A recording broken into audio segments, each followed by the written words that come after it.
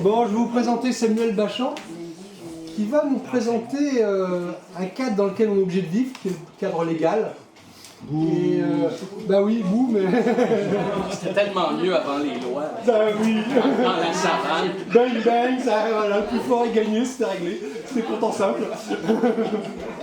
Donc, ce que je lui ai demandé, c'est de regarder quels étaient les angles dans lesquels on pouvait réellement travailler au niveau de la réglementation municipale.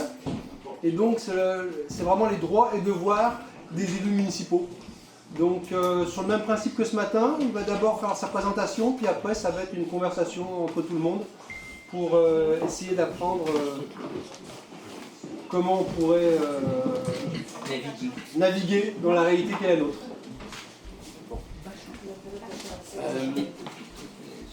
Merci de l'invitation à discuter avec vous, le mouvement localiste, de ce qui peut être fait en droit municipal, de manière à être, si j'ai bien compris votre intention générale, un peu plus libre et d'une certaine manière souverain dans la vie de tous les jours, dans le quotidien, localement, là où on vit. Il y a en fait les lois qui habilitent les villes et les municipalités. Les villes, c'est les municipalités urbaines. Les municipalités régies par le Code municipal du Québec, elles sont des municipalités rurales. Mais en gros, pour aujourd'hui, il n'y aura pas de différence significative entre les deux régimes, la loi sur les cités et villes et le Code municipal. Mais ce que je constate comme praticien en droit public, c'est que aujourd'hui, au Québec, une ville, c'est un micro-État. Une ville a des compétences de toutes sortes de nature, a la capacité de prélever fiscalement des ressources importantes et bien qu'elle soit encadrée de diverses manières, puis ça, je m'étendrai plus longuement là-dessus, elle dispose d'une énorme marge de manœuvre dans la façon d'ordonner la vie en communauté, la vie en collectivité. Donc, par où je commence? Toute ville ou municipalité locale a l'obligation d'adopter certains règlements d'urbanisme. Okay? Les règlements de zonage qui prévoient les usages permis. Okay? Puis les usages peuvent être définis de manière très large, comme, disons, industriel léger ou industriel lourd, et peuvent descendre jusqu'à un niveau de précision tout à fait surprenant, à tel point que dans les dernières réformes de réglementation municipale que j'ai vues, la précision va jusqu'à utiliser les codes de la matrice des activités économiques du Québec. Donc, il y en a des milliers. Là, on spécifie que dans telle zone, tel type d'entreprise pourront s'implanter, etc., etc. Donc, le zonage, en gros, c'est la manière de réglementer l'usage du sol. Mais plus ça va, plus le zonage est utilisé pour faire du micromanagement. C'est-à-dire qu'un type de restaurant va être permis, un autre ne le sera pas. On va empêcher les fast-foods, disons.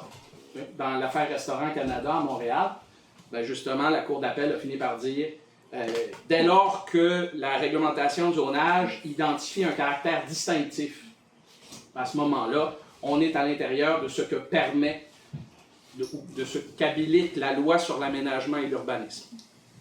Un autre règlement que toute municipalité doit adopter est le règlement de lotissement, qui va concerner la manière de diviser les lots, la taille des lots, les rues publiques, les rues privées, ces choses-là. Okay. Toute municipalité doit adopter aussi un règlement de construction qui concerne les normes de construction des bâtiments.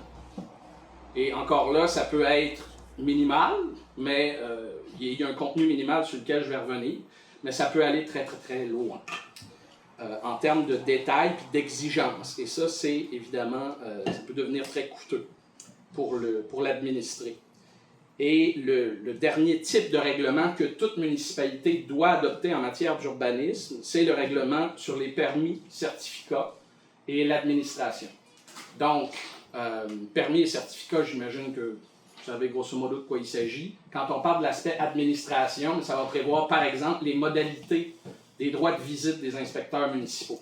Hein, si on veut ne permettre les visites chez les gens qu'entre telle et telle heure, c'est dans ce règlement-là qu'on va le prévoir. En principe, les municipalités, en matière d'urbanisme, donc les 4 types de règlements que je viens de vous dire, ont une discrétion presque plénière, presque totale. Cependant, il y a un contenu minimal qui doit être respecté à chaque égard. Donc, je vous donne un exemple. En matière de zonage, par exemple, la municipalité ne peut pas bannir totalement un usage de son territoire. Donc, la prohibition totale n'est pas permise. S'il y a un usage qui existe, il faut qu'il soit possible quelque part sur le territoire. L'autre chose, c'est qu'en termes de définition des zones et des usages industriels, habitation, puis là, ça peut être habitation, multilogement, des choses de même, bon, la municipalité locale est soumise à un schéma d'aménagement qui est adopté par la MRC. Okay? Puis le schéma d'aménagement peut être assez contraignant et n'a pas à tenir compte des volontés de la municipalité locale. Donc ça, c'est un des éléments en fonction desquels ou en raison desquels les municipalités peuvent être contraintes de réglementer et elles vont devoir le faire en adoptant ce qu'on appelle des règlements de concordance. Okay?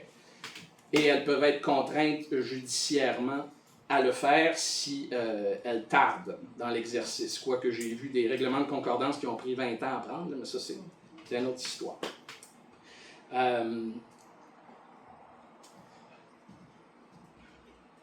En matière de zonage ou d'usage, évidemment, il y a la question de la protection du territoire agricole, hein, qui est de compétence provinciale. Ça, c'est des normes d'ordre supérieur qui souvent embêtent les municipalités, parce que les municipalités qui manquent, disons, de réserves foncières, des propriétés de réserve, qui voudraient en acquérir, mais qui ne pourraient en acquérir techniquement qu'en zone agricole, zone agricole sur la LPTAA, la loi sur la protection du territoire et des activités agricoles, vont devoir faire une demande expresse à la commission de protection du territoire agricole, qui, règle générale, va envoyer paître la municipalité locale. Okay? Donc, ça, c'est une contrainte majeure, évidemment. Les règles qui concernent la protection des milieux humides et les zones inondables sont aussi des règles d'ordre provincial, d'ordre supérieur, auxquelles les municipalités doivent se conformer. Et à tel point qu'en termes de protection des zones inondables, il y a des compétences qui ont été carrément déléguées aux municipalités locales. Donc, c'est les municipalités qui appliquent le droit provincial. Ça, une municipalité ne peut pas contourner ces exigences-là. Okay? De la même façon, la protection des milieux humides en vertu de la loi sur la conservation, ben, la municipalité locale est tenue dans les menottes. Donc, ça, c'est un autre élément qui la contraint. Si on parle de règlement de construction, hein, je disais que ça peut être extrêmement coûteux, dépendant de ce qui est prévu là-dedans, pour les gens qui veulent se construire. Ben, il y a un contenu minimal qui est prévu par le Code de construction du Québec et le Code sur la sécurité. Donc, les normes d'isolation, par exemple, les normes de sécurité incendie, d'autres normes de sécurité comme les garde-corps, les barrières, ces choses-là, okay, vont devoir être prévues dans le règlement de construction. En termes de lotissement, la taille des lots, le frontage, okay, ces choses-là, ben, il y a des normes provinciales qui vont s'appliquer non seulement directement aux municipalités locales, mais aussi au MRC. Donc, il y a de la percolation des normes provinciales sur le frontage en fonction du fait que, disons, un lot résidentiel est desservi par aqueduc ou égout ou un des deux, qui vont devoir se retrouver jusque dans les règlements locaux. Donc, non seulement dans tout ce qui est schéma d'aménagement ou normes au niveau de la MRC. Une MRC qui est l'entité qui administre un peu et qui supervise les municipalités locales, mais aussi les municipalités locales elles-mêmes. Les normes, si on sort maintenant de l'urbanisme, je vous dirigerai vers la loi sur les compétences municipales. Une municipalité peut réglementer sur énormément de questions. Et non seulement elle peut réglementer, parce qu'à la date, je vous ai parlé de règlement. Un règlement, c'est une norme d'application générale à portée générale. Ce n'est pas une décision ponctuelle, disons, sur un projet de construction de la rue. Mais la municipalité peut réglementer ou prendre des mesures ponctuelles par résolution en matière de culture, loisirs, activités communautaires, parcs, développement économique local. Donc, en passant, une municipalité peut adopter un projet particulier d'urbanisme, disons pour revitaliser son centre-ville ou un quartier historique, des choses comme ça, grâce auquel elle va s'octroyer des pouvoirs d'expropriation qu'elle n'aurait pas autrement. Okay? Production d'énergie. La loi prévoit expressément la possibilité de produire de l'énergie en partenariat avec Hydro-Québec pour les surplus. Télécommunications, j'ai de sérieuses réserves parce que bon, la Cour suprême a souvent fermé la porte au nez aux municipalités locales. L'environnement, et ça c'est majeur, sous prétexte d'environnement, par exemple à Mirabel, on a interdit la distribution de Publisac, où en fait on a instauré un système selon lequel les gens qui recevraient le Publisac devaient se manifester positivement. Mais ça, c'est sous prétexte d'environnement. Parce que les Publisacs généraient des déchets en grande quantité. Et non seulement dans les poubelles, mais dans les rues. Hein, les sacs qui revolaient, ces choses-là, les dépliants. Donc, la Cour d'appel du Québec a considéré que le droit fondamental à l'expression, qui existe aussi en matière commerciale, était pas suffisamment important dans ce cas-là, versus les autres intérêts en cause, environnementaux principalement et économiques pour la municipalité. Et on permet à la municipalité de, essentiellement, tuer le Publisac à Mirabel. Okay? Dans le plateau Mont-Royal, les normes d'affichage extrêmement contraignantes sont au même effet. C'est-à-dire que, sous prétexte de préservation de, disons, l'habitat visuel, là, on est venu interdire toutes sortes d'affichages qui avaient cours depuis des temps immémoriaux, affichages commerciaux. La salubrité, les nuisances. Bon, les nuisances, on parle des odeurs, les pestes, les mauvaises herbes, ces choses-là. La sécurité, et ça, ça a été reconnu par la Cour suprême. Je veux dire, une municipalité locale peut adopter un règlement de police qui ressemble à quasiment un mini-code criminel. Okay? Donc, ça peut aller jusqu'à la façon de traiter les émeutes ou les réunions devenues, les assemblées devenues tumultueuses. C'est du stock qui est presque copié-collé du code criminel. Et ça, la municipalité peut le faire. Okay? C'est très particulier, là. Le flânage, hein? Bon, on n'aime pas ça, les flâneurs. Fait on a le transport, évidemment, ça, dur de l'ignorer en tant que Québécois, et l'habitation. Donc ça, elle peut adopter des règlements là-dessus, mais aussi des mesures ponctuelles qui engagent ses finances.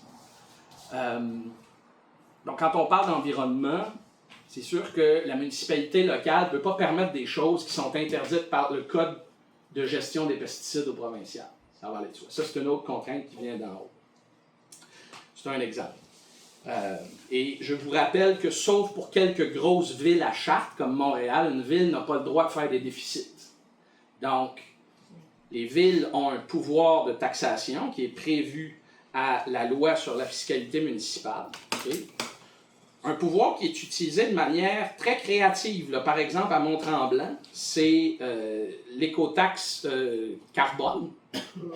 Hein? Donc, un terrain, le fait de bâtir sur un terrain vacant, selon eux, fait en sorte de diminuer la capacité de captation du carbone et justifie l'imposition d'une taxe, à savoir, sans même le fait que cette perte de capacité, de réserve de carbone ait la moindre incidence économique sur la ville. Il n'y a pas de régime juridique qui coûte quoi que ce soit aux villes en lien avec la réserve de carbone. Et là, on parle de petits terrains à Mont-Tremblant. Là, quand on regarde la carte du Québec, là, puis le vert, là, puis de la planète, on peut se demander si vraiment la loi permet ce genre de choses, mais à date, il n'y a pas eu de contestation judiciaire.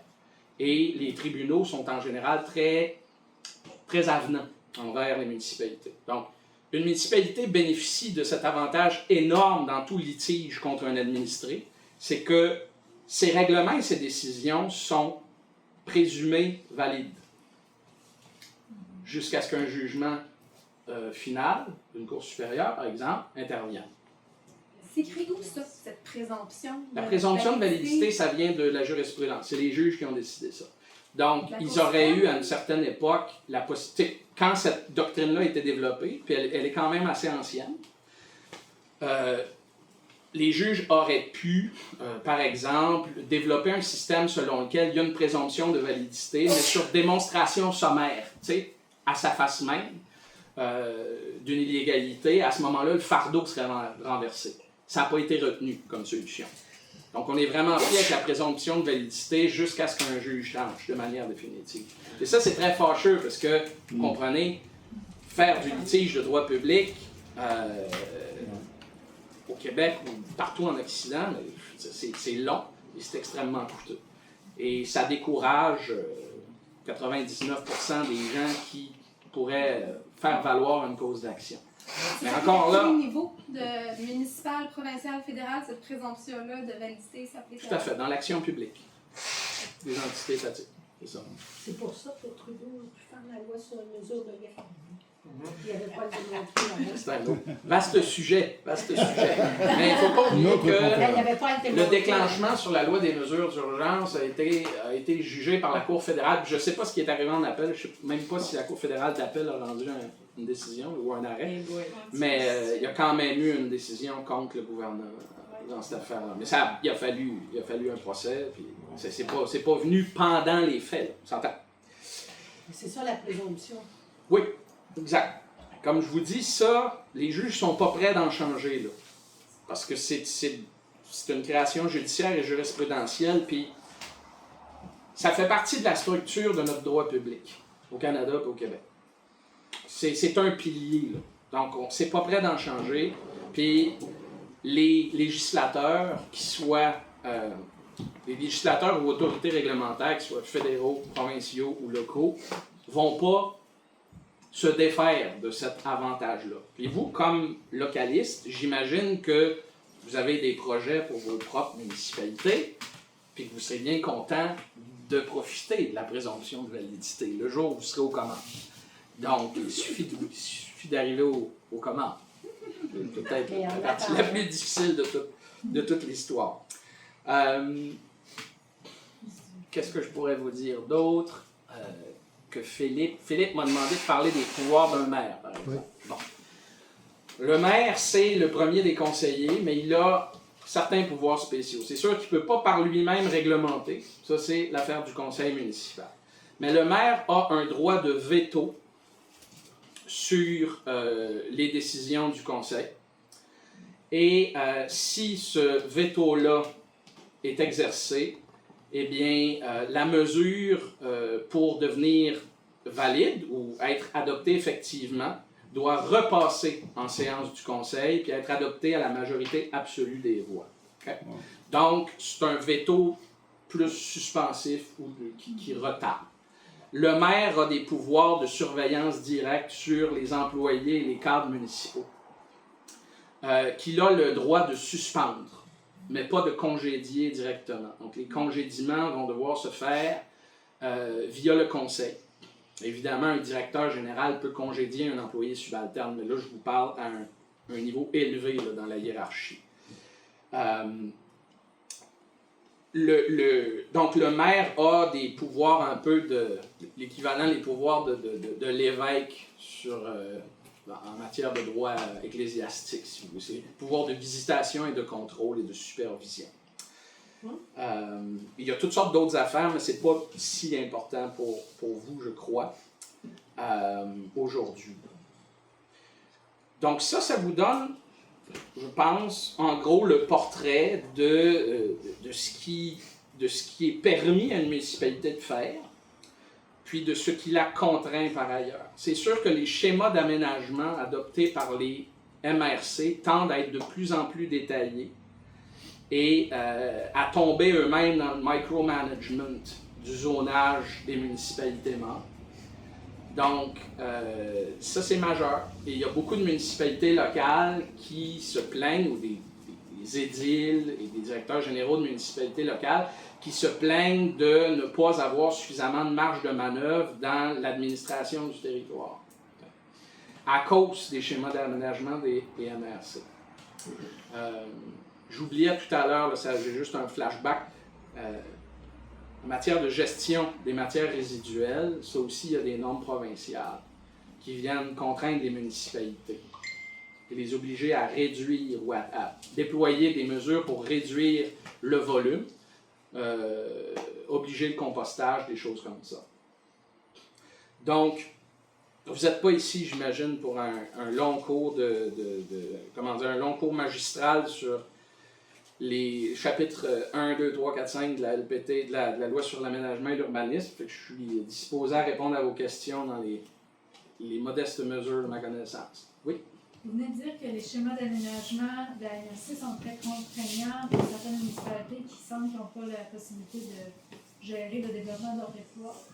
Est-ce que chaque municipalité de la MRC vote, en fait, le maire vote pour ou contre le schéma d'aménagement, ou c'est pas comme ça que c'est adopté? Non, c'est-à-dire qu'au niveau de l'instance elle-même, okay, c'est voté, je veux dire, il n'y a pas la nécessité, selon ma compréhension, d'avoir l'adhésion de chacun des maires en dessous. C'est vraiment les instances internes à la MRC, évidemment sur lesquelles siègent des gens des municipalités locales, mais dès lors que le schéma est adopté, je veux dire, il va s'appliquer à tous ceux qui veulent ou pas. Il n'y a pas un système de référendum, à ma connaissance, des municipalités locales. Dans le fond, ma question, c'était comment est-ce que les municipalités peuvent essayer d'influencer ce qu'il va y avoir dans le schéma d'aménagement? Par quelle voie on peut bloquer certaines choses que la MRC voudrait mettre, certaines réglementations ou limites dans le schéma, puis qu'on pourrait vouloir contester? C'est de placer nos gens autant que possible, de noyauter la MRC autant que possible. La MRC, le problème. Donc, au niveau administratif ou au niveau des élus? Non, au niveau des élus, mais administratif aussi, ça peut, tu sais, je veux dire, parce qu'il y a une permanence. Il ne faut pas oublier que les municipalités régionales de comté sont des administrations permanentes, puis que les gens qui sont les cadres ont souvent énormément de pouvoir. Donc, moi, je considère que c'est aux deux niveaux que ça doit être noyauté. Peut-on assister aux réunions de la MRC, public? Honnêtement, je ne me suis jamais posé la question. J'imagine que oui. Oui. Philippe Deveau, il a déjà été, lui, dans le coin à la MRC. Ils ont demandé qui était qui, parce qu'ils ont dit qu'il n'y a jamais personne qui vient. Mais c'est logique, là, comme à peu près toutes les assemblées publiques d'élus et choses comme ça. Ça va avoir un impact psychologique sur eux, sachant qu'ils sont observés. Oui, c'est optimiste, là, mais oui. C'est de la loi administrative. C'est de l'administratif, là. Oui, mais je veux dire, c'est qu'il y a toutes sortes de mouvements. Tu sais, il y a des modes aussi qui circulent. Comme je vous disais, en matière de zonage, c'est rendu le micromanagement avec la matrice des activités économiques du Québec. Ça, c'est des modes. Puis ça se répand comme une traînée de poudre dans les administrations. Est-ce qu'il y a moyen de donner le fardeau de la job à la MRC? Tu sais, comme s'il arrive, là, je vais donner un exemple à Manfred Magog. Un des règlements uniformisés là, qui provient de la MRC pour toutes les municipalités, c'est pas d'herbe à feu, c'est pas d'herbe à coups. Okay? Et tu n'as pas le droit de l'avoir sur le terrain. Ben, est-ce qu'il y a moyen de dire, ben vous autres, c'est votre règlement, ça vient de vous autres? Donc, Non.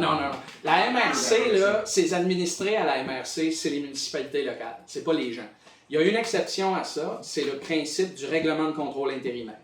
C'est-à-dire qu'une MRC peut adopter, par exemple, si on veut construire une voie de contournement, pour geler les terrains, une MRC peut adopter un règlement de contrôle intérimaire qui doit être suivi d'un règlement de concordance au niveau local, mais le règlement de contrôle intérimaire va s'appliquer aux administrés en attendant les règlements de concordance. Donc ça, c'est à peu près le seul cas. Mais la municipalité locale n'a pas le loisir de dire, ben, toi, tu m'imposes une norme, fait que je te repelte l'administration, les inspecteurs, ces choses-là. Non, ça ne fonctionne pas comme ça. Comment ça que le schéma d'aménagement, il est aussi, on peut dire, fixe, là, contraignant, puis qu'il n'y a rien à faire à cause qu'à ce moment-là, les maires et tout ça ne représentent plus les citoyens, les administrés, mais plutôt... J'oublie le terme exact, mais c'est qu'au niveau provincial, il y a des instruments, des espèces de plans là, généraux qui sont adoptés et qui doivent être intégrés au niveau de la MRC dans un schéma d'aménagement et dans toutes les autres sphères d'action des MRC. Donc, les MRC ont des pouvoirs, disons, en matière de gestion des matières résiduelles, les régies intermunicipales, ces affaires-là. Ça, je veux dire, du moment où le provincial adopte ces normes générales, ben, il y a une attente de concordance au niveau de la MRC. Puis le gouvernement a une capacité d'intervenir et de forcer les MRC directement si ce n'est pas fait. Fait que ça vient d'en haut, là, très souvent. Ça vient de plus haut que les MRC, ça vient de Québec. Pourrais-tu donner un exemple là, dans le schéma d'aménagement? Par exemple, si on prend Norvolt ou Stablix, mettons Norvolt, un milieu humide, comment ça se fait? Il y a des normes environnementales qui n'étaient pas supposées de construire dans des zones humides, puis tu as des normes fédérales pour la protection des zones humides, les oiseaux migrateurs, etc., avec avec la faune, avec Environnement Canada, là, parce que je travaillais pour Environnement Canada. Ça fait que, comment ça se fait qu'ils ont réussi, la municipalité, à être obligée d'accepter Norvolt son terrain? Je ne suis pas familier avec le dossier Norvolt dans des détails de juriste, là, mais c'est que les autorités qui ont des pouvoirs, les ministères qui appliquent ces lois-là, souvent aussi des pouvoirs de dispense. Ah, voilà, ben c'est ça que je voulais entendre. Puis là, à un moment donné, ben, c'est sûr que si le ministère... Il y a des cas...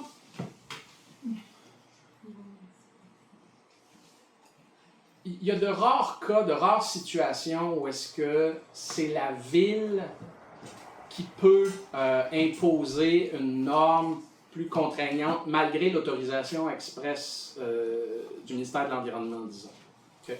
Donc, des marges de dégagement par rapport à des cours d'eau, des plans d'eau, bien, ça va arriver des fois. C'est que le règlement municipal ne prévoit pas une exception si le ministère de l'Environnement donne un certificat d'autorisation, ce qu'on appelle un certificat d'autorisation. C'est que ça, c'est un cas qui est inverse. Mais en général, je veux dire, quand on parle de méga-projets, ben, je veux dire, les ministères impliqués vont recevoir des rapports, des études, des choses comme ça. Ça peut passer au BAP, ça peut passer à l'ONE, des affaires comme ça. Donc, c'est sûr que les municipalités, après ça, vont être prises avec... En tout cas, ne pourront plus invoquer les normes d'ordre supérieur. Mais, je veux dire, la municipalité n'est pas privée de son droit de réglementer par ailleurs. Je réfléchis, parce que moi, j'ai déjà poursuivi une municipalité pour une non-application d'un règlement de nuisance, notamment de nuisance lumineuse. Puis j'ai fait mes devoirs. Pas l'avocat de la ville, moi. J'ai fait les devoirs, j'ai fait toute la recherche de jurisprudence, j'ai été chercher les normes du gouvernement du Québec, là, les normes de municipalité comment ils appellent les normes des municipalités du Québec. Il y avait un article sur la nuisance, notamment la nuisance lumineuse. Puis la ville ne voulait rien appliquer, il ne voulait pas l'appliquer, puis il n'y avait pas le choix. Fait que des fois, quand je t'écoute, oui, on voudrait bien infiltrer les villes, mais on n'est pas rendu là. Sauf que ces lois-là, on peut les Ben, mettre à notre avantage, tu sais. Oui, ben, c'est-à-dire qu'une une ville, quand il s'agit d'actions non discrétionnaires, peut être forcée à agir d'une certaine façon par la Cour, c'est certain. Mais en matière de pouvoir discrétionnaire, c'est très différent. Un tribunal ne peut pas décider ce que le Conseil va adopter comme règlement, par exemple, parce que l'exercice de réglementation, il est discrétionnaire. De la même façon, dans les municipalités, on peut créer des CCU, des comités consultatifs d'urbanisme, qui vont se prononcer sur, par exemple, des projets de construction dans une zone qu'on appelle le PIIA, plan d'implantation, d'intégration architecturale. Donc ça va permettre d'instaurer par règlement toutes sortes d'objectifs pour un certain quartier ou une certaine zone. Puis le CCU va être consulté sur présentation d'un projet, puis il va faire une recommandation au conseil, puis à la fin, le conseil va se ranger à l'opinion du CCU en général, mais pas nécessairement. Donc ça ne peut pas être orienté judiciairement, sauf dans des cas d'abus ou de mauvaise foi manifeste. Oui, mais dans le cas, mettons, de la nuisance lumineuse, il est obligé d'avoir ce règlement-là parce qu'il vient de l'Office des municipalités, Office des municipalités du Québec. Puis il ne l'appliquait pas. Puis, c'est sûr qu'une norme d'ordre supérieur, je veux dire, si elle n'est pas appliquée, on peut, en général, si on a l'intérêt pour agir, on peut demander à la Cour de le faire, mais ça devient cher, là, tu sais. J'avais gagné. Ça devient très cher. Mais là, je prends aussi Saint-Adèle, là, qui est en train de faire du développement de condos. Puis ça a pris quelqu'un qui a porté plainte au ministère de l'Environnement pour arrêter les travaux de condos. C'est en train de tout défaire les rivières, pas les rivières, mais les petits affluents qui alimentent le lac Huron en plein milieu de Saint-Adèle et qui perturbent la qualité de l'eau de ce lac-là. Comment ça se fait que la municipalité... Ben, il y a des fois, je veux dire, il y a des fois des municipalités qui sont complaisantes. C'est ça peut arriver aussi. Fait que nous en tant que mouvement, si on n'est pas capable de mettre quelqu'un dans le conseil, on peut toujours se servir des règlements pour forcer un petit peu la ville à respecter les choses qui ont de l'allure. Si quelqu'un d'autre peut porter le ballon, plutôt qu'un simple administré, là, qui sort des dizaines de milliers de dollars pour aller en cours, c'est mieux. Donc, évidemment, si le ministère de l'Environnement peut être intéressé par le problème, ben on tire la sonnette d'alarme de ce côté-là. C'est sûr, on n'est pas empêché de le faire. Madame? Je pense que ça va un petit peu dans le sens de ce que ma réflexion. Moi, je travaille au provincial, OK? Puis donc, je fais des parallèles, je ne suis absolument pas au municipal. Mais ce qu'on voit, c'est au niveau administratif, des gens qui n'ont pas nécessairement la compétence ou la connaissance de ce que ça implique. Donc, ce qu'on voit, c'est un projet de loi qui va débarquer avec plein de bonnes intentions, mais il n'y a personne pour réfléchir les angles morts. Alors, c'est quand ça nous arrive au niveau, quand c'est mis en œuvre, là, c'est des citoyens qui le vivent, qui réagissent. Alors, il y a plusieurs étapes avant qu'on arrive et qu'on réagisse. Est-ce qu'on ne pourrait pas être un peu stratégique de dire, prendre de l'avance en disant, on a des droits présentement, là, et de questionner notre administratif pour les faire parler, les faire chercher, les obliger à nous démontrer noir sur blanc qu'on a bien ces droits-là. C'est-à-dire qu'après, quand quelque chose arrive, là, quand quelque chose débarque, ben, ils vont peut-être être placés pour réagir, eux, en disant « Oh, ça ne marchera pas pour ça, ça ne marchera pas pour ça », et là, d'être la voix des citoyens. Oui. C'est quand même... Vous n'avez pas un droit universel... On n'a pas un droit universel à se faire donner des opinions juridiques par les ministères. Okay? Ça, c'est une chose. Mais, bien loin de... Avant d'arriver à un niveau de précision tel, je veux dire, tous les ministères sont accessibles aux citoyens. On peut les appeler. Ouais. On peut envoyer des demandes d'accès à l'information aussi. Ouais. On peut demander des copies des directives internes, des rapports, des choses comme ça qui sont faites. C'est sûr. C'est sûr. On les a après, mais l'affaire, c'est que même quand nous, on l'a, c'est une chose, même si on le savait déjà, c'est qu'il y a quelqu'un qui a fallu qu'il y travaille. Il y a quelqu'un qui a réfléchi. À partir du moment où tu y as réfléchi, tu es un peu moins niaiseux quand tu le vois débarquer plus haut. Là. Je peux pas être contre la vertu. Là. Donc, je suis tout en faveur de ça. Maintenant, encore une fois, il y a une limite dure qui me semble être le niveau de précision qui serait l'équivalent d'une opinion juridique. Puis ça, Donc, il y C'est pas aurait leur toujours job. un opinion juridique qui pourrait venir. Non, ce que je veux dire, c'est plus l'information est générale, OK, ou disponible sous forme d'un texte, d'une directive, d'un guide interne, des choses comme ça, plus elle est facilement accessible. Mais plus on particularise, si on n'est pas directement impliqué dans un dossier, avec un numéro de dossier dans tel ministère, tu sais, ben là, c'est plus difficile parce que les fonctionnaires ne voudront pas se commettre. Là. C'est peut-être même pas possible pour eux en fonction de leur règle hiérarchique. Des fois, on est surpris. Oui. Je reviens à la discussion qu'on a eue tout à l'heure qui est intéressante. On parle de tout ce qu'une ville peut faire. Mais il y a un minimum qu'elle doit faire, mais ce minimum est beaucoup plus réaliste et acceptable que ce qui est fait actuellement. Oui. En ce moment, on a un problème de surréglementation de la vie au niveau municipal. Les élus municipaux pourraient diminuer cette charge réglementaire en disant bon bah oui, je suis obligé de poser des règlements pour la ville, mais dans le fond, je vais ramener ça à sa plus simple expression. Et puis, je ne suis pas obligé d'enforcer ça de manière très... Enfin, pas le mot en français, hein, une force, mais...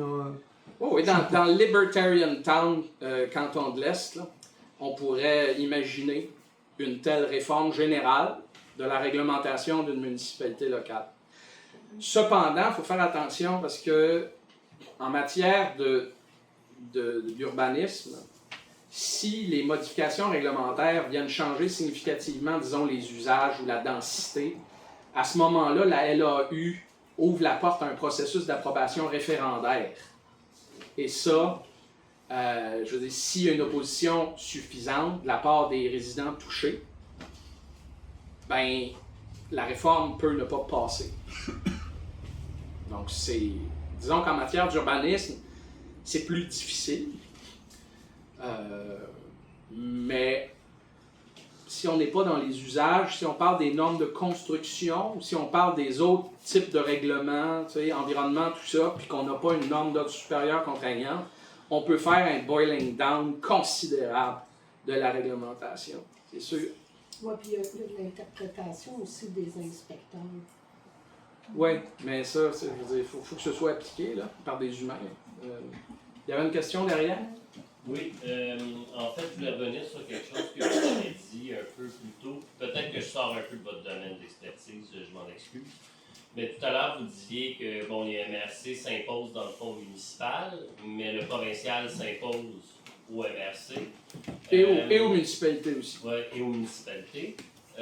Mais j'ai quelques informations à propos du fait qu'en fait, il y a plusieurs organismes globaux de différentes municipalités qui eux-mêmes prennent certaines décisions.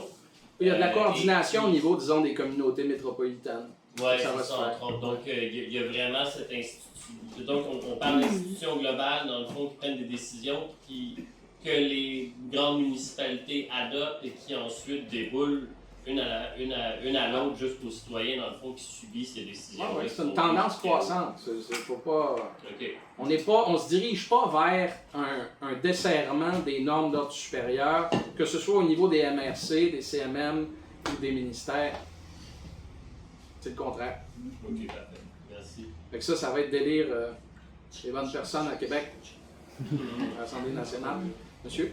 Bien là, si une municipalité, justement, elle diminue la charge de réglementation en faveur des citoyens, mais que ça va à l'encontre de ce que Philippe disait tantôt, mais si ça va à l'encontre des réglementations qui sont imposées par la MRC. Ah, là, il s'expose à des sanctions juridiques, c'est sûr.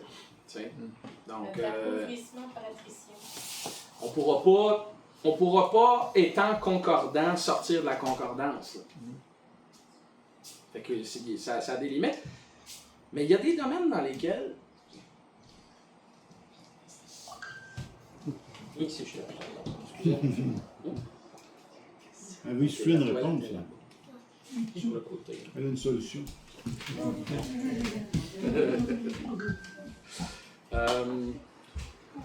des domaines. Concordance. Il y a des domaines où Oui. on peut... C'est ça, il y a des domaines où est-ce qu'on a plus de marge de manœuvre. Je pense qu'en environnement, il y a beaucoup de surréglementation. Ça, on peut on peut jouer là-dessus. Sur le règlement de construction aussi. Puis ce que je dirais, c'est, vous savez, l'urbanisme discrétionnaire, donc les fameux CCU, qui se prononcent sur tout projet de construction d'un bâtiment à l'intérieur d'une zone sur laquelle s'applique un PIA, le fameux plan d'implantation. Là. Ça, c'est une entrave majeure au droit des administrés de faire ce qu'ils veulent avec leur propre bien. Okay? Puis je comprends que le but, c'est d'empêcher la construction d'horreurs architecturales, là, des chancres architecturaux, mais l'urbanisme discrétionnaire qui passe par les CCU, c'est une des causes méconnues de la crise du logement au Québec.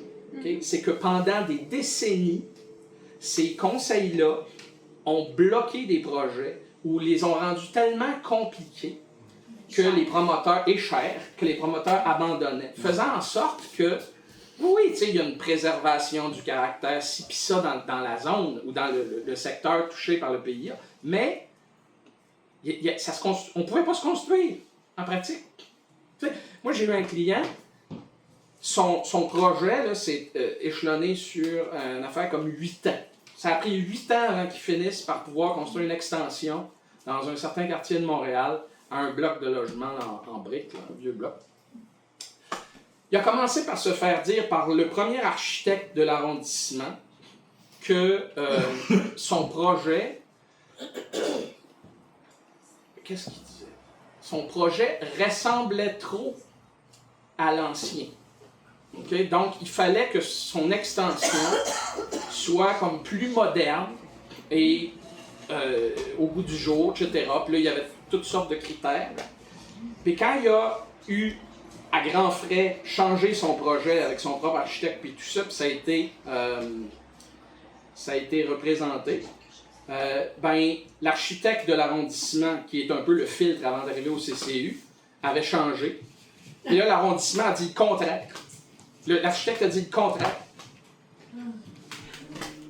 Fait qu'il a fallu que je menace puis de poursuite, parce que là, on tombe un peu dans la mauvaise foi puis tout ça. Puis en les menaçant de poursuite, ça a débloqué. Mais j'ai coûté cher à ce client-là. Là. Juste l'étude de son dossier, la correspondance avec les représentants municipaux, tout ça. C'est très difficile. Monsieur, oui? Oui, je sais pas, peut-être plus pour faire atterrir tout ça, là, parce qu'au niveau légal, on pourrait partir assez loin, mais je sais pas, peut-être que, me semble, l'enjeu principal, c'est l'accès à la propriété, là, que je crois qui est un problème général, autant que ce soit l'accès à la propriété. À cette heure, bon, avoir une maison, c'est déjà difficile, là. Mais là, quand on parle même au niveau de l'accès à la propriété agricole, le fait de vouloir accéder à la propriété agricole, il faut quasiment faire des achats collectifs là, pour que ça soit accessible. C'est presque impossible d'entrer tout seul dans ce marché-là. Ben, à moins d'être déjà plein. Puis là, après ça, on se confronte avec des règlements où ce que tu peux pas avoir plusieurs personnes qui habitent sur le même terrain.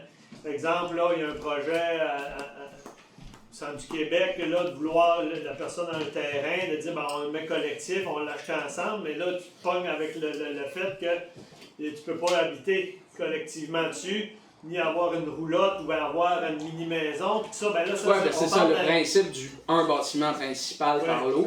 Mais la question des mini-maisons, exemple. Ouais. Ça, il commence à desserrer sur les mini-maisons. Mais ça, c'est municipal, ça?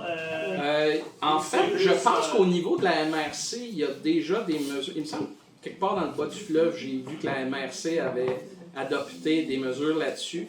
Mais effectivement, c'est... Mais ça descend-tu d'en haut du provincial qui ont mis un certain schéma qui fait que ça interdit d'avoir des mini-maisons? Je ne sais pas si ça... En fait, l'interdiction, ça, c'est... Honnêtement, c'est une règle assez... C'est un principe qui est assez vieux, là. Déjà, un bâtiment principal par l'eau. Oui, c'est ça. Parce qu'à l'origine, là, un terrain...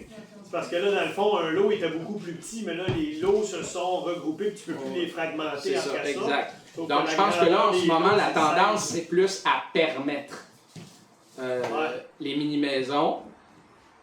Encore là, dans un cadre très limité. Donc, on ne peut pas transformer la mini-maison dans dans la cour en un Airbnb. Là. Mhm. Il faut que ce soit un membre de la famille ou une affaire comme ça. Donc, bon, maintenant, à savoir si les règlements d'urbanisme peuvent réglementer sur les personnes plutôt que les usages, c'est une autre histoire, mais c'est clair que l'usage Airbnb est différent de l'usage résidentiel de la personne qui va habiter dans la même maison. Mais ce que je veux dire, c'est qu'il y a une poussée dans l'opinion publique qui semble se traduire par des mesures municipales. Donc ça peut, en ce moment, le mouvement, je pense qu'il est plus du bas, là. Mais ma question est plus de savoir, exemple, si un groupe de personnes décidait d'acheter un terrain agricole, voudrait s'installer, exemple, sous la forme de mini-maison, Ah, mais puis si, qu'il y a un si blocage... c'est agricole... Juste finir la question. À quel niveau, oui, agricole, mais de vouloir s'installer à mini-maison pour pouvoir travailler dessus, puis qu'il y a un blocage, ça serait plus au niveau municipal que le blocage va se situer, ou si c'est au niveau de la MRC, c'est au niveau provincial, c'est où qu'il faut mettre une pression politique là, pour pouvoir arriver à ça. Excusez-moi de vous avoir coupé, parce que je voyais exactement où vous veniez. Là, puis c'est agricole, ça peut être zonage agricole municipal seulement. Puis c'est pas zoné agricole au niveau de la CPTAQ ou de la LPTAA, ou ça peut être les deux. Okay. C'est sûr que quand on est en zone protégée sous la LPTAA, la norme provinciale, puis c'est la CPTAQ qui s'occupe de tout ça, c'est extrêmement difficile de faire changer la destination du bien. Puis le dézonage au niveau municipal va pas vous permettre de circonvenir ce problème-là. Maintenant, il y a des possibilités, si on exclut la question de la LPTAA, puis que c'est de l'agricole municipal seulement, il y a des possibilités plus larges, soit de faire dézoner, encore là. Le but, c'est pas de le dézoner, c'est de le maintenir agricole, mais d'aller... Ou de changer les usages ou des choses comme ça. J'ai dit dézoner, mais en réalité, c'est une modification du zonage. Il est très possible que ça engendre, que ça ouvre un processus référendaire, là aussi. Et il y a aussi dans certaines situations, mais là, je ne sais pas si ça pourrait s'appliquer à un cas pareil, mais ce qu'on appelle le PPC-moi. Donc ça, c'est un régime qui permet, un peu comme, c'est de l'urbanisme discrétionnaire aussi, mais plus en faveur de l'administré, là, qui permet, pour un projet précis, de déroger à tout un paquet de normes, de normes réglementaires municipales. Mais il y en a certaines auxquelles on ne peut pas échapper. Là. Évidemment, ça ne permettra pas de déroger au schéma d'aménagement, par exemple. Le PPC-moi, donc cette espèce de projet particulier, va être un sésame pour la réglementation municipale. Okay. Oui. Ben, ce que j'entends, en tout cas, c'est que d'un certain point de vue, certainement du point de vue des administrateurs, l'autre font une bonne job, il y a le ministre.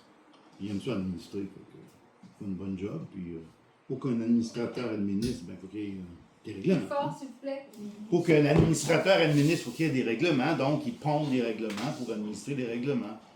Et du côté des administrés, nous, ben, on trouve qu'il y en a trop. Oui. Donc, ce ne sera pas populaire. Excuse. Comment on fait pour changer cette tendance-là? Là? On ne peut pas faire un règlement qu'à chaque fois qu'on fait un règlement, il faut en enlever deux. Oui, ça ne marche pas sans pratique, mais ça peut être une bonne philosophie. Une idée comme ça. C'est une bonne faire philosophie. Un règlement, pas de problème, il faut en enlever deux. Ben, il faut prendre possession des organes électifs. Ouais.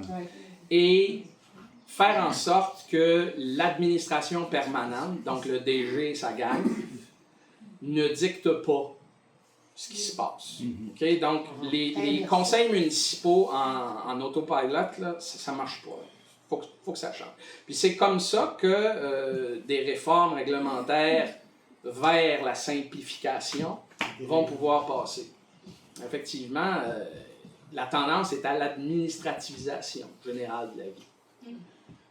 Pour ce qui est du montant pour ce qui est des mini-maisons, moi j'ai eu une grosse discussion le concernant avec ma ville et après m'avoir dit que c'est un règlement, je dis oui, mais c'est quoi l'objectif du règlement, puis d'avoir discuté, ils ont fini par m'admettre que leur problème, c'est qu'ils ont dimensionné la plus petite taille de maison pour avoir assez de taxes municipales.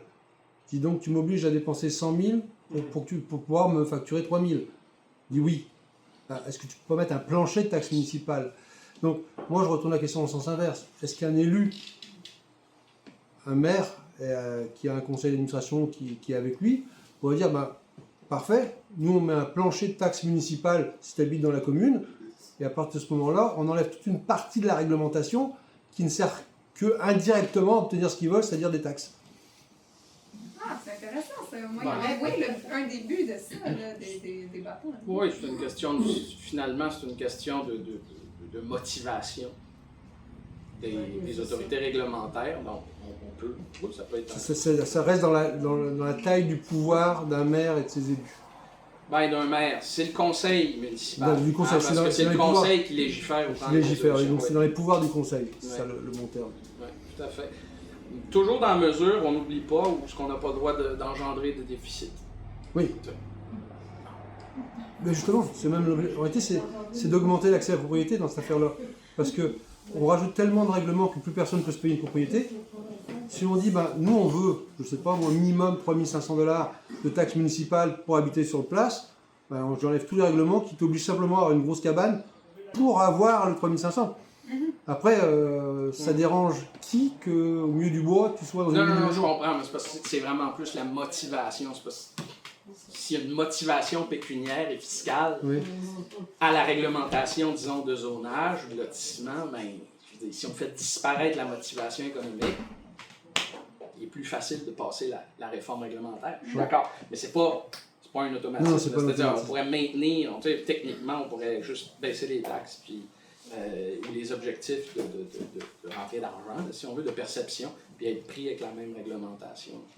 Deuxième question, par rapport du point de vue d'un élu, nouvel élu, qui dit « Je veux qu'on challenge tous les règlements pour voir si ils ont une efficacité. » Parce qu'on a une quantité de règlements qui, dans les faits, ne servent rigoureusement à rien, si ce n'est à emmerder le monde, et puis à occuper les agents municipaux.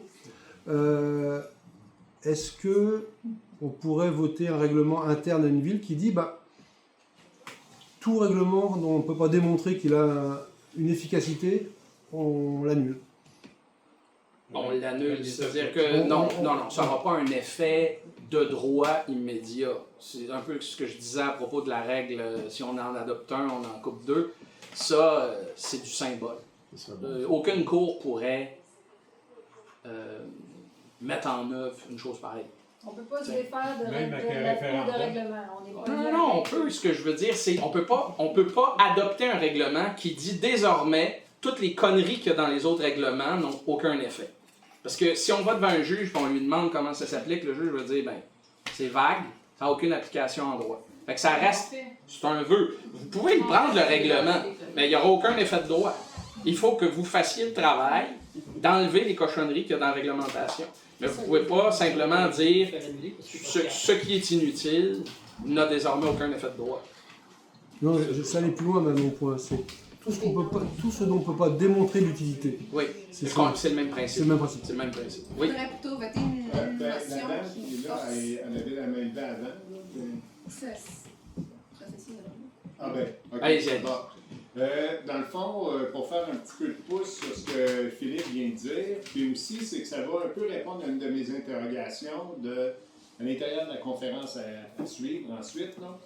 Est-ce qu'une municipalité aurait le droit de mettre en place un règlement qui dit pour tout nouveau règlement, fait que là, pour ceux à venir, chacun de ces nouveaux règlements-là vont devoir être accompagnés des objectifs visés, très clairement précisés, et d'indicateurs de performance. Dans le cas où l'indicateur de performance n'est pas atteint, le règlement devient obsolète. Non, c'est-à-dire que la ville ne peut pas se départir de ses pouvoirs réglementaires. Elle les a, de par la loi sur les compétences municipales, la loi sur les cités et villes, la loi sur l'aménagement et l'urbanisme, etc. Donc, la ville peut adopter une norme qui dit désormais tout règlement devra être accompagné de telle chose. Mais si le règlement n'est pas accompagné de telle chose, ça n'empêche pas un conseil subséquent de dire ben, j'adopte quand même. Vous comprenez? C'est un peu un parlement, une législature, peuvent pas un conseil municipal peuvent pas s'amputer de leur capacité à réglementer. Mais ils peuvent se contraindre volontairement le temps que c'est la volonté du conseil. Oui. Le temps que ça dure. Mais ça ne va pas lier un conseil subséquent. Mais, pour faire du pouce là-dessus, si le règlement a été adopté à l'unanimité, c'est par le conseil présent, est-ce que le conseil futur à venir va devoir voter, lui, pour se départir, pour abroger ce règlement-là? En fait, il n'y aura pas besoin de l'abroger. Il va juste pouvoir adopter des nouveaux règlements, puis ça va avoir plein effet, parce que l'effet des règlements provient de l'habilitation qui est dans la loi provinciale créant la ville, la municipalité. Donc, c'est pas... on ne peut pas constitutionnaliser beaucoup d'affaires en droit municipal, si vous voyez ce que je veux dire. Parce qu'il n'y a pas de constitution au niveau municipal. Mais en fait, la constitution, c'est la loi organique, c'est la loi provinciale qui donne les compétences. Voilà. Fait qu'il faudrait que la loi provinciale, disons la loi des villes ou le code municipal, le cas échéant, prévoit cette possibilité-là qui ensuite contraindrait les conseils subséquents. Mais c'est pas le cas actuellement. Moi, c'est pas comme ça que ça fonctionne. Il faut investir les assemblées. Une fois qu'on remet en valeur la valeur démocratique qu'on réinvestit, ça va être nos valeurs qui vont se communiquer. Madame derrière. Si on pensait à un règlement un petit peu comme Pierre disait tout à l'heure, à partir de maintenant, les règlements vont être... Et s'il y avait une période de mise à l'essai ou une période de réévaluation, on se dit pendant 2 ans, on l'applique, mais révision à telle date, avec évaluation. Ouais. Ça me semble découler du pouvoir d'abroger un règlement. Donc, qui peut le plus, peut moins. Fait que ça, je pense que oui. C'est-à-dire, un règlement pourrait techniquement prévoir sa propre extinction. Ouais. Ça, c'est intéressant. Même le règlement. Ouais. Sauf un règlement qu'on est obligé d'adopter en vertu d'une norme supérieure. Mais autrement, je suis d'accord avec vous. Quand vous disiez on ne peut pas contraindre le prochain conseil, est-ce que c'est vrai comme un peu pour n'importe quel règlement ou politique qu'un conseil adopterait? Le prochain conseil, le seul inconvénient, c'est qu'il y aurait à abroger ce règlement-là ou retirer la politique. Mais donc... Dans certaines circonstances, on pourrait même prétendre qu'il n'y a même pas besoin de l'abroger, que c'est implicite. Mais le principe général, selon ma compréhension, c'est ça.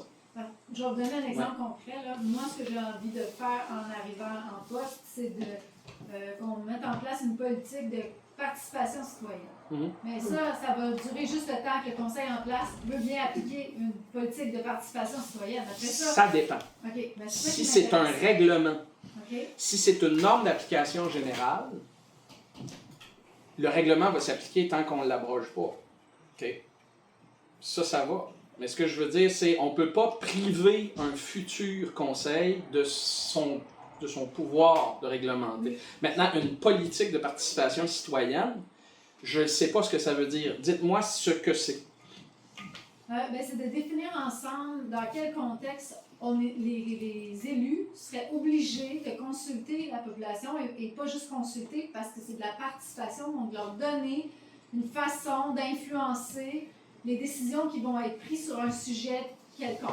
Tu sais, qu'on dise, par exemple, si c'est un sujet qui va investir plus que 50 000 ben, c'est sûrement un mauvais exemple, mais je veux dire, on pourrait mettre certaines règles qui disent que c'est un projet assez important pour que les citoyens aient le droit de dire ce qu'ils veulent là-dessus. Puis le reste, c'est pas grave, là, les poubelles, s'ils sont ramassés le vendredi ou le samedi, on s'en fout, mais Je pense que si c'est adopté sous forme réglementaire, la ville peut se contraindre à des normes processuelles, comme celle-là. Oui. Oui. Puis ça va continuer à s'appliquer tant que c'est pas abrogé. Mais n'importe quel autre conseil pourrait l'abroger. Oui. C'est ça. OK, merci. Il n'y a pas de constitution. Mais c'est difficile de donner une réponse unique parce que C'est plutôt T'sais, rare. plus c'est général, moins c'est susceptible d'être légal tout à fait. Mais quand c'est particulier comme ça, ben, ce que le règlement est en train de dire, c'est pour l'adoption de, disons, un règlement d'emprunt pour la construction de tout projet au-dessus de temps, la Ville s'oblige à consulter. Ben, à ce moment-là, la norme va valoir jusqu'à soit abrogée. Parce que sinon, évidemment, le Conseil a beau avoir changé, je veux dire, si un tel règlement d'emprunt est fait sans consultation, l'administré va pouvoir invoquer le règlement qui encore est fait. Ce qui est très différent d'un règlement qui viendrait amputer un pouvoir conféré par la loi habilitante. Okay. Mais oui, votre exemple est excellent, puis ça, c'est une possibilité. On peut se contraindre sur le plan processuel. Dans le fond, heureusement, parce que si, je veux dire, c'est pénible aujourd'hui, mais si on ne pouvait pas changer ce qu'ont fait les précédents, on serait pogné à faire exactement la même chose que les précédents. Donc, ce qui est un inconvénient est aussi un avantage sur le côté où on le prend. Donc, si les choses évoluent, ben, il faut que les gens suivants puissent réévaluer les choses en fonction, et quelque part, ça nous donne une obligation de résultat. Je pense qu'il n'y a personne qui ne va pas réélire qu'il y a des gens qui font bien les affaires. Mais il reste, oui. Si les choses vont bien, bah, tant mieux. Oui, puis si les gens de la communauté s'habituent à être consultés puis à participer, ben ils vont être très fâchés contre le conseil qui va enlever ça, tu sais, fait que... Comme par référendum. Ah ben oui.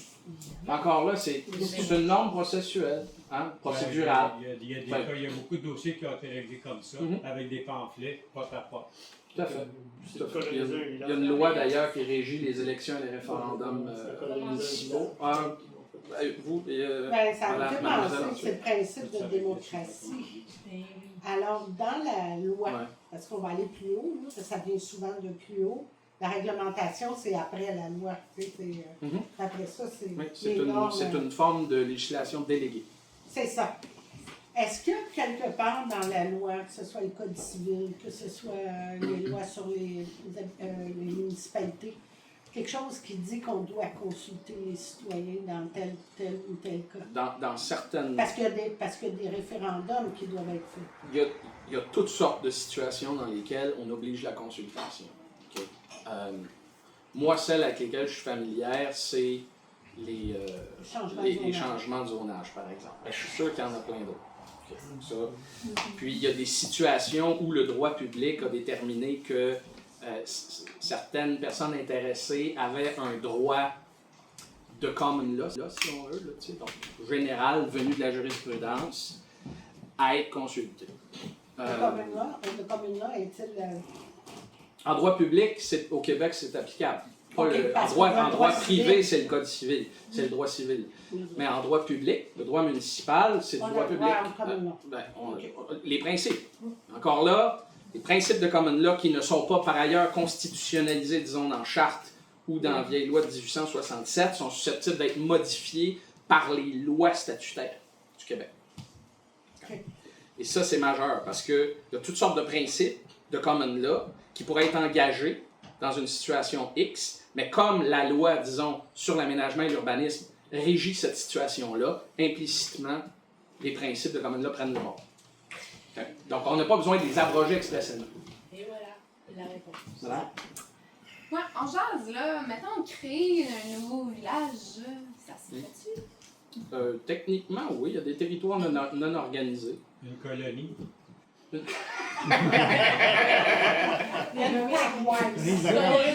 Vous pourrez l'appeler comme ça, tu sais. Mais ça fait intervenir.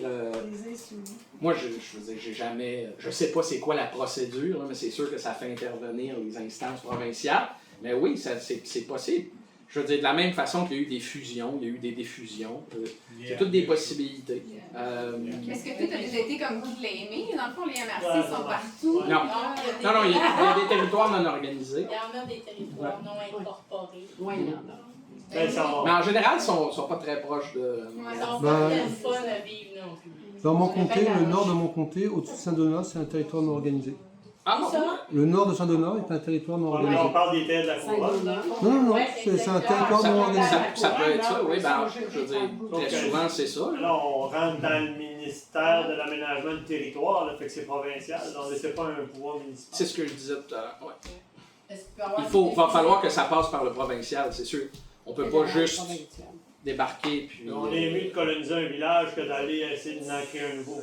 Ouais, tu sais, au sud de tel. Ben, ça dépend, je veux dire. Latitude. Tu sais, ça dépend de ce que vous voulez faire, mais je veux dire, je pense que dans 99% des scénarios, c'est beaucoup plus facile de noyauter un conseil municipal, c'est sûr. Tu sais. Ouais. Parce que la participation citoyenne n'est pas très forte, C'est ça. en règle générale. Tu vas coloniser un village, tu prends possession de la mairie et du conseil municipal. Puis là, ben, tu regardes tout ce qui est en ton pouvoir pour permettre un peu plus l'accès à la propriété, parce que tout ce qu'on parle là, c'est l'accès à la propriété. Là. Et nos limites. Ben oui, c'est ce qu'on cherche là, c'est l'accès à la propriété. Fait que colonisons notre village. Choisis un qui Investissons s'appelle l'Assemblée. Duncan ou Austin ou Bolton, puis ça va. Ouais, les petits beaucoup villages, mieux. là, ça va aller vite. Ça en prend un qui n'a pas Les beaucoup de villages population, qui a un anglophones, grand là. territoire. là. Je pense qu'on va voir ce phénomène-là avant longtemps, parce que je pense puis je respecte les opinions là-dessus, mais c'est juste que, ayant fait pas mal de litiges de liberté civile à la défense ou en représentation de groupes religieux, je vois bien là, que les administrations et même l'Assemblée nationale ont une dent contre les chrétiens. Là. Fait que je pense qu'on va voir tranquillement s'organiser des villes ou des villages, là, des petites municipalités avec une forte concentration de chrétiens, comme ça a déjà commencé à se produire aux États-Unis, de manière à atténuer un peu l'effet ou les pressions sociales, réglementaires, tout ça, qui sont croissantes, puis souvent, je veux dire, qui sont en violation directe de nos principes de liberté fondamentale, ou des libertés fondamentales telles qu'enchâssées dans les chartes. Oui? Se défusionner, c'est facile, ça? Je ne sais pas, mais je suis sûr que non. Je ne sais pas comment, je ne sais pas c'est quoi la procédure, parce que comprenez, moi je ne suis pas un avocat, j'ai pas fait toute ma carrière en municipal. Je suis un généraliste de litige de droit public. Donc j'ai fait plus de municipal dans les dernières années, mais ce genre de détails-là, je ne sais pas c'est quoi la procédure, je ne saurais pas où la trouver, mais je suis sûr que c'est pas facile. Oui? Petite question, c'est peut-être des municipalités un peu plus grandes, mais actuellement, il y a beaucoup de villes 15 minutes là, qui relèvent d'un gouvernement mondial, là, ou en tout cas qui font... Oui, le principe de l'organisation des transports et de tout ça. Plus que ça, là, vraiment, la municipalité, elle est comme une ville 15 minutes, et puis elle relève de l'ONU. Oui, mais l'ONU, ça, je veux dire, ça... En 2016. Ça, c'est comme des déclarations de principe, puis il y a des gens qui adhèrent à ça, mais ça n'a pas un effet juridique. L'ONU peut faire ce qu'il veut, là. Non. Non, ça n'a pas d'effet juridique. Non, mais ça fait partie des choses qui sont dans l'air du temps, tu sais. Monsieur derrière? Oui, je voulais juste dire, c'est un peu comme le traité de l'OMS, ça n'a pas d'effet juridique aucunement, sauf si les gouvernants décident que c'est une bonne idée et qu'ils vont l'appliquer. Exact. Il faut que ce soit incorporé dans nos normes. Très, très, très bon À partir commentaire. du moment où on aurait un gouvernement qui serait comme, ben, ces traités-là, on ne les reconnaît pas, on ne les appliquera pas, ils ne se font pas. Mais là, il n'y en a pas appliqué certains, comme l'OMS. Ben, ils vont oui, l'OMS peut signer, peut faire les traités qu'ils veulent. Ça va être appliqué uniquement si les gouvernements acceptent de l'appliquer. Mais ils ne voulaient pas l'appliquer. Ben, probablement qu'ici, oui, il l'accepterait, ça c'est sûr. Mais si on élisait, si on mettait au pouvoir quelqu'un qui ne veut pas appliquer ces traités-là, il n'y aurait aucun mécanisme juridique qui pourrait le dire. Excusez-moi. Il est derrière aussi. Tu vas aller le voir. Il y a priorité. Monsieur? Bon, moi, j'ai une question qui sort un petit peu de ce que c'est municipal, là, mais ce qui met le focus sur les élections à venir. Qu'est-ce que vous en penseriez de, mettons que des élus, des candidats, pour des candidats, de se présenter devant les citoyens avec une lettre d'engagement. Mettons, au-delà de, mettons, le candidat qui va dire, ben moi je veux faire le pont, je veux faire les routes, et ainsi de suite, là, tu sais, des affaires vraiment. Mais une lettre d'engagement, mettons, je dirais solennelle et compromettante. Non, mais compromettante dans le sens, mettons, si bon, tu sais, après, si mettons, il y a 100 citoyens qui ne sont pas d'accord ou qui ne sont pas satisfaits de mes services, si vous avez la signature de 100 citoyens, par exemple, je m'engage à démissionner. C'est le même principe que l'amputation dont je parlais tout à l'heure. On ne peut pas s'amputer d'un pouvoir qui est conféré par la loi comme ça. Non, parce que là, c'est pas processuel. Là. On ne pourrait pas. Ça tient à la charge du conseiller. Et puis, du moment où le conseiller est dûment élu, on ne peut pas utiliser cette lettre-là pour aller devant un juge puis dire déclarez-le inhabile ou j'oublie le terme. Incompétent. Inapte. J'ajouterais que vous donneriez une arme à vos opposants politiques pour vous sortir de l'arme. Mais c'est une bonne idée en tant que telle, dans le sens où c'est bien que les gens le fassent. Mais l'effectivité de l'engagement va dépendre de leur probité individuelle, pas du droit. Va dépendre de quoi? De leur probité. Okay. Leur intégrité, oui, son intégrité individuelle. Mais tu sais, mettons, si on dit, bon, tu sais, je vais démissionner, bon, si, je sais pas, ça prend 100 citoyens qui auraient, ou 500, peu importe. Mais mettons qu'il pourrait déterminer aussi le salaire qu'il demande, lui, maximum sur 4 ans, par exemple. La personne le met là. Même principe. Donc, OK, il peut le mettre, mais c'est pas... Ça n'aura pas d'effet utile en justice. Ni devant une instance supramunicipale ou une instance comme la commission municipale. Une promesse électorale. C'est ça. Ben, c'est précisément ça, sauf que c'est une promesse hardie. C'est une promesse hardie, parce que là, il va l'avoir dans la gueule s'il ne respecte pas. Hein, c'est pas tant des paroles en l'air. Il y a Jean Chrétien qui s'était engagé à enlever la TPS, et puis on lui a fait lire le texte, il dit bah oui, c'est ce que je dis, je ne veux pas le faire. C'était l'inverse, je veux dire, il a écrit un livre, il a écrit un programme, il a signé. Et parles du logo, là?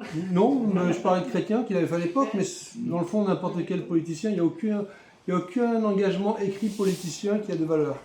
Ben, c'est ça, dans les aspects organiques des lois, hein, qui créent les instances ou les corps publics, ces choses-là, il y a presque toutes les dispositions.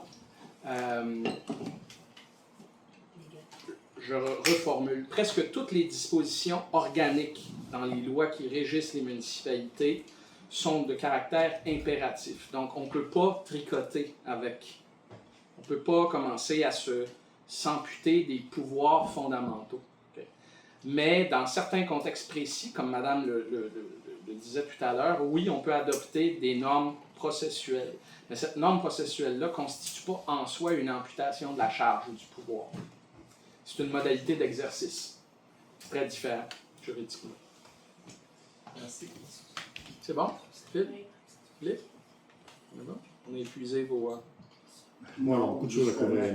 On a peur de t'épuiser. Non, moi, je suis encore bon. Regarde, j'ai fait le trajet. Au-delà de mettons, toi, dans ta réflexion, là, je sais qu'on pourrait t'appeler Maître Samuel. Non, Samuel, c'est correct. Mais Samuel, lui, là, dans tout ce qui se passe dans sa réflexion, quelle stratégie qu'il proposerait à un groupe comme ici pour un peu s'affranchir, là? Écoutez, c'est plate là, comme réponse, mais les juristes sont pas très imaginatifs en général. Donc, je suis sûr que vous avez de meilleures idées que moi. Ce que je peux vous répondre, cependant, grosso modo, c'est de se faire élire dans les conseils municipaux, puis de changer la réglementation qui peut être changée. Et de profiter de la présomption de validité aussi. Parce que même si on est en zone grise, le fait que vous adoptiez la mesure va faire en sorte qu'elle s'appliquera pendant un bon bout de temps avant d'être déclarée invalide. Donc coloniser le village. Ben, moi, c'est plus. Tu sais, on noyaute les instances, mais on les noyaute pas de façon occulte. Hein. Tout ça se fait très démocratiquement, très ouvertement.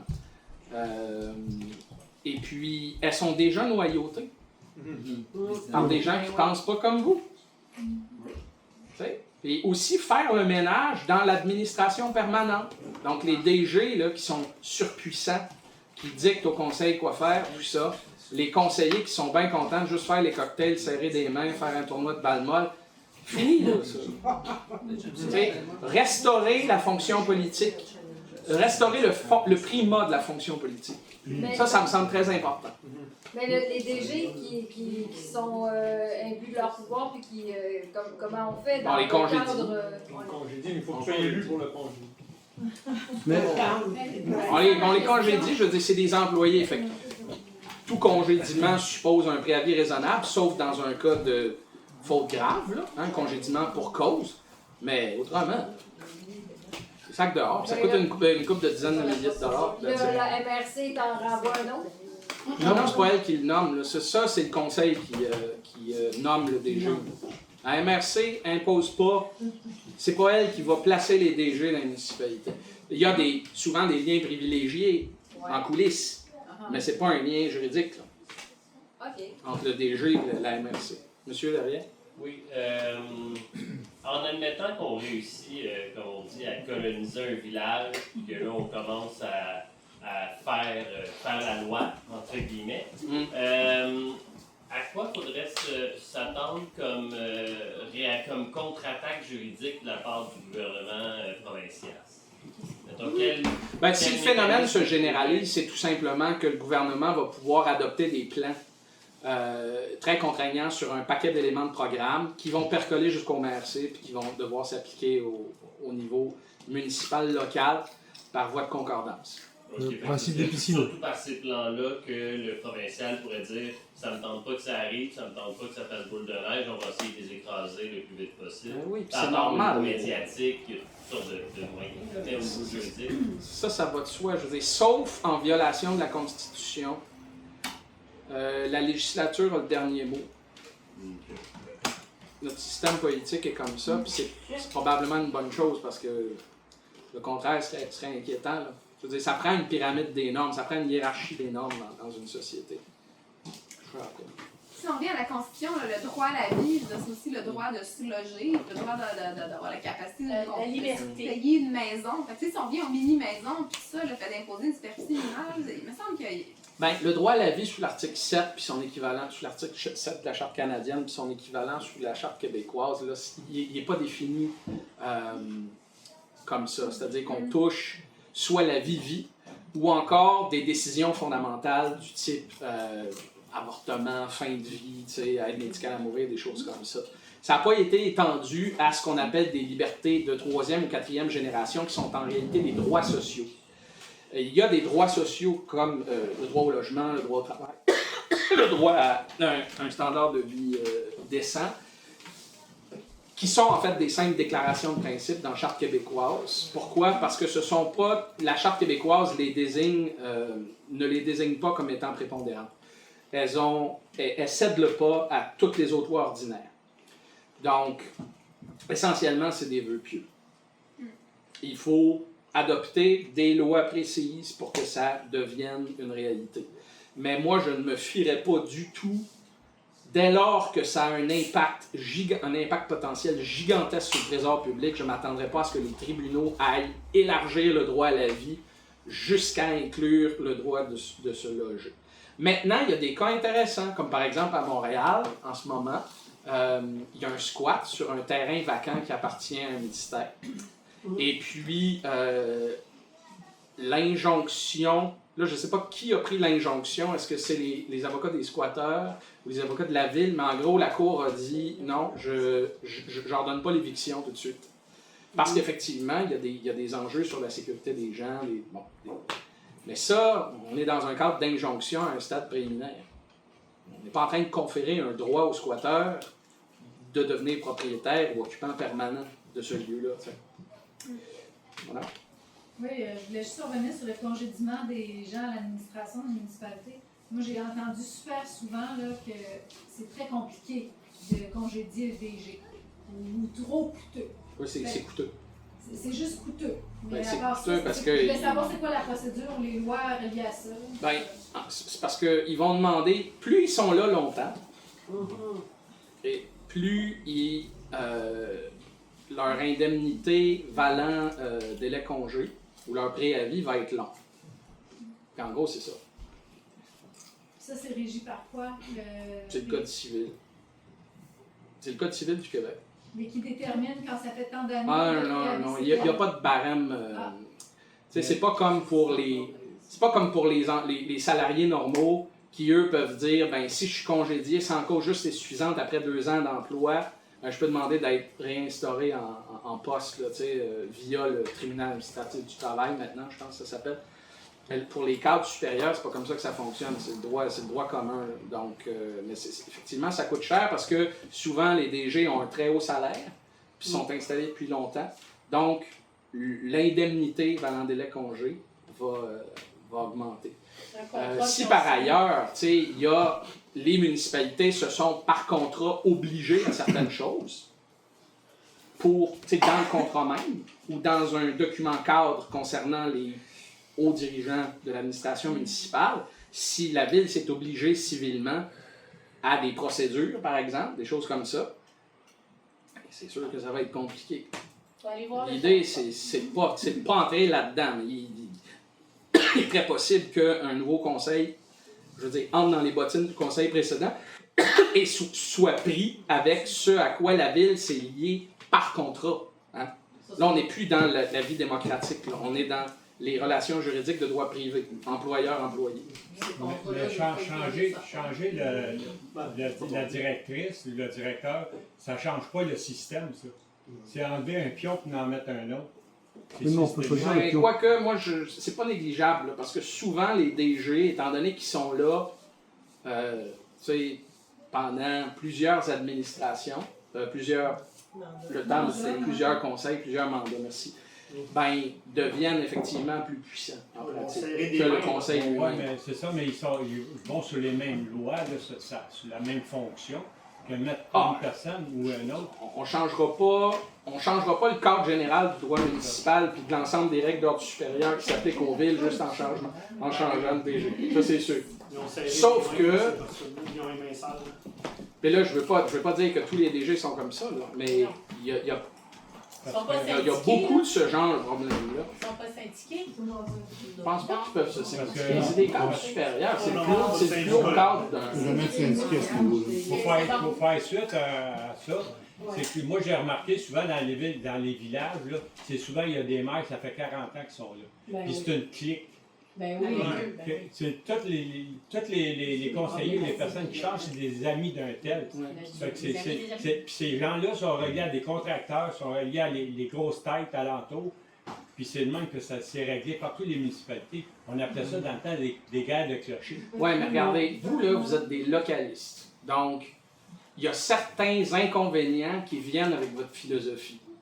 Un de ces inconvénients-là, c'est le risque de la formation de cliques.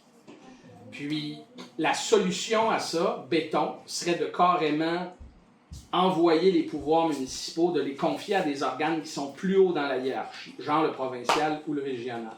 Vous voulez pas ça. Non, la transparence. Fait que c'est sûr que... L'autre solution, c'est une transparence absolue. Oui, c'est ça. Mais ça doit se gagner sur le terrain. Ouais. Des fois, c'est bon, est-ce qu'il y a des conflits d'intérêts? À ce moment-là, la commission municipale peut embarquer tout ça. Mais les coteries sont une réalité de petites municipalités. Il y a parlé beaucoup de fusion, parce que j'ai entendu parler de ça, que des municipalités vont se fusionner par justement des... Tu sais, c'est une personne c'est un DG qui m'a parlé de ça, puis lui, il est très, très... il m'a dit ça, là, il dit... on va faire de plus en plus de fusions. Fait qu'il dit ça coûte trop cher, il dit il y a trop d'argent qui part d'un bord et de l'autre. Et donc ça va impacter comment? Ça va être encore plus difficile parce que leur gamme va grossir. Fait que si ils fusionnent, puis ils fusionnent, puis ils fusionnent... Plus c'est gros, plus c'est difficile à contrôler. C'est ça. Moi, j'ai su ça hier. Là, parce que j'ai quelqu'un dans ma famille que c'est son travail, puis il m'a dit ça. Il m'a dit où est-ce qu'il s'enlignait, puis il s'enligne là-dedans. Mais tu sais, ça a une limite, là. Je veux dire, je pense que... Comme les commissions tout à l'heure. Il y a des cas comme Mirabel, là, où Mirabel, c'est gros comme la Suisse. C'est gigantesque, puis il y a de tout. Là. On part de l'agricole, puis je pense que le bouclier canadien touche au nord, là, un coin, là, c'est terrible. Mais je pense pas que ça va se généraliser comme situation. Parce qu'il va y avoir de la résistance quand même. Puis, ces mesures-là qui se décident au niveau provincial, sont décidées par des gens qui veulent rester en poste et qui ne veulent pas causer l'ire de la population.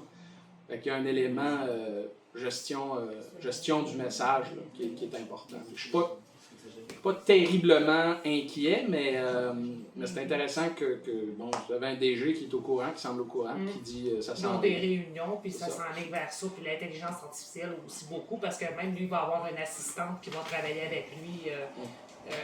Ça va être une assistante, ça va être vraiment oui. C'est ce qu'il m'a dit. Ben, écoutez, c'est mieux d'avoir de l'intelligence artificielle que pas d'intelligence. Ouais. Mais c'est ça. C'est pas de l'intelligence. C'est pas de l'intelligence. Mais dans le fond, les conseils municipaux qui ont donné en gros tout leur pouvoir au DG pour plein de raisons que je ne donner le pouvoir, c'est-à-dire qu'ils se laissent dicter leur agenda. Dans le fond, de la même manière que nous, on ne peut pas s'enlever des choses, eux non plus. Ça veut dire que demain matin, un conseil municipal qui remplace un conseil municipal qui s'est laissé mener par le DG peut reprendre toutes ses prérogatives et décider éventuellement de virer le DG s'il arrive à convaincre la population que le coup en vaut la peine. Absolument. Madame derrière. Ce qu'on voit au provincial, je pense, OK, exemple, le protecteur du citoyen. C'est une instance administrative qui n'a aucun pouvoir sur le politique. Donc, le seul pouvoir d'action qu'il a, c'est de mettre de la pression sur la machine administrative. Donc, on se retrouve avec des règles qui s'ajoutent, des décisions qui s'ajoutent, puis c'est les gestionnaires, puis les fonctionnaires qui ont à créer toutes sortes d'affaires. Donc, l'interface politico-administrative, c'est un défi qu'on a au niveau provincial, dans le sens où, présentement, depuis le New Management public, une trentaine d'années à peu près, on se fait avec le politique. Le politique a tous les droits. Mais quand vous dites politique, là, éclairez-moi un petit peu. C'est-à-dire, juste pour qu'on sache de quoi vous parlez. Les élus. Les élus. Okay. Le parti au pouvoir. Donc, le New Management public situe la première instance administrative, donc le sous-ministre, est mandaté pour soutenir la mise en œuvre des engagements électoraux. Ce que ça fait dans nos services publics, et toute autre improvisation en cours de route. Fédéral, la même affaire. Ce que ça fait, c'est qu'on a un administratif qui spinne avec le politique. De par ce mandat-là qui est donné à lui. Est-ce que le municipal, c'est un petit peu la même chose? En fait, je pense que le municipal, c'est le contraire, très souvent. C'est-à-dire que c'est l'administration permanente qui dicte. Donc, c'est plus les élus, le conseil qui spin avec l'administration permanente. C'est une inversion. C'est une chose saine, n'est-ce pas, que les gens élus fassent bouger le reste. Il faut juste qu'ils le fassent bouger correctement. Ouais, mais c'est leur... S'ils sont conseillés par l'extérieur. C'est leur droit. C'est pour ça qu'on les élit. On veut qu'ils fassent bouger les choses. J'ai une position qui n'est pas super le fun. Mais c'est je suis correct. professionnelle dans la fonction publique. Ouais. Mon mandat dans la société, c'est de conseiller le politique. Donc, je connais mon réseau, je connais ce qui se passe là, et s'ils ont une idée, moi, ce que je dois faire, c'est écouter votre idée. Ce que ça implique, c'est ça. Et après ça, vous prenez vos décisions. Exact. Donc, l'administration permanente comme source d'expertise et de connaissances, de mémoire institutionnelle, c'est une chose souhaitable. Je suis d'accord avec vous. Et pour l'instant, c'est ce qu'on voit depuis, c'est un effritement de ce rôle-là. Moi, présentement, je suis incapable de jouer ce rôle-là. Parce qu'on spinne avec le politique. Parce qu'on est systématiquement dans des gens qui sont des exécutants. Puis c'était avant la carte. Ça se plaçait avant la carte. C'est enregistré, ça? On ne sait pas qui vous n'êtes pas filmé. Non, OK. Vous êtes seulement audio, puis je pense pas que... Mais il y en a tellement qui ont entendu dire ça, mais ils vont savoir que c'est vrai. Mais bon, je ne sais pas au niveau municipal comment ça joue, mais présentement, c'est un problème qu'on a parce qu'on est payé très cher pour faire notre rôle, puis on est incapable de le jouer. Ouais, je pense que c'est plus comme je l'expliquais, je pense que c'est plutôt le contraire, puis que le politique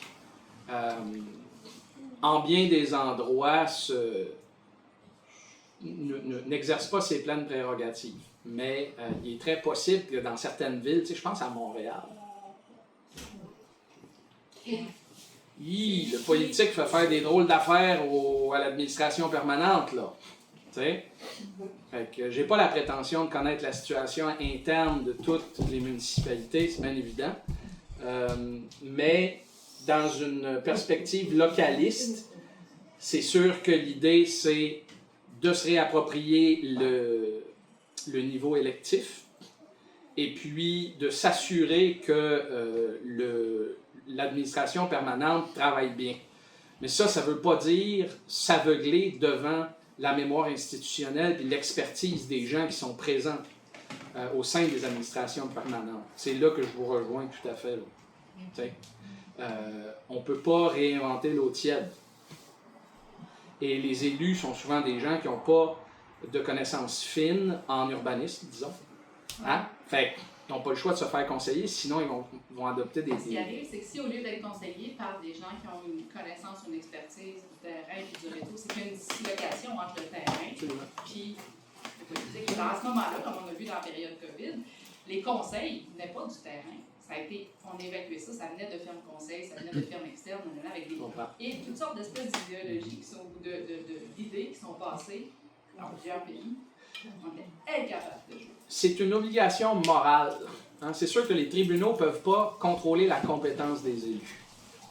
Les élus ont une obligation morale de se rendre compétents s'ils ne sont pas totalement. Les tribunaux ne peuvent pas obliger ça. Ce que je vois là, un lieu où on multiplie les règles. Pour arriver à rentrer dans certains cadres, on multiplie les règles, les règlements, puis les petites cases, puis les critères. On est juste plus capable d'agir parce que ça multiplie ça. Plus on essaie de faire un chemin pour créer quelque chose, plus on génère des règles, des règlements. Ouais. Mais en même temps, il y a certaines administrations permanentes qui sont parties sur une tangente, puis qui contribuent très volontairement à la prolifération réglementaire. C'est pour ça que je vous dis, je ne peux pas, moi, exprimer une opinion générale sur toutes les situations, parce que le cancer est pris en bien des endroits. Mais ce que je sais, c'est que j'ai été invité par le mouvement localiste. Fait qu'il y a une perspective quand même qui semble dominante. D'autres questions? Merci. Merci beaucoup. Merci.